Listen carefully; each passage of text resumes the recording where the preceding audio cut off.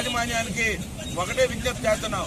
రానున్న రోజుల్లో ఒక్క కార్మికుడిని కానీ అలాగే ఒక పర్మనెంట్ ఉద్యోగిని కానీ తొలగించిన వేరే యూనిట్లకు పంపించిన పెద్ద ఎత్తున ఆందోళన చేస్తామని ఈ సందర్భంగా తెలియజేసుకుంటూ రానున్న రోజుల్లో మరి ఏదైతే ఈ రోజు శైలిలో కలపాలని మరి రాష్ట్ర ప్రభుత్వం కానీ కేంద్ర ఏదైతే స్టీల్ మినిస్ట్రీ నిర్ణయాలు చేస్తుందని పోగొట్ట మరి అది అలాగే జరిగిన రోజు ఇది ఇప్పటికే 7.3 మిలియన్ టన్స్.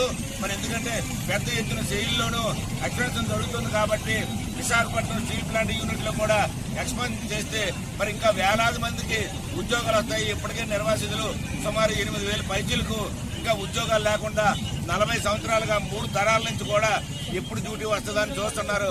వాళ్ళు కూడా మంచి జరుగుతుందని ఏదైతే కేంద్ర ప్రభుత్వం 300 మిలియన్ టన్నులు ఒక టార్గెట్ పెట్టుకుందో ఈ విశాఖపట్నం స్టీల్ ప్లాంట్ శైలిలో కలపడం ద్వారా ఆ టార్గెట్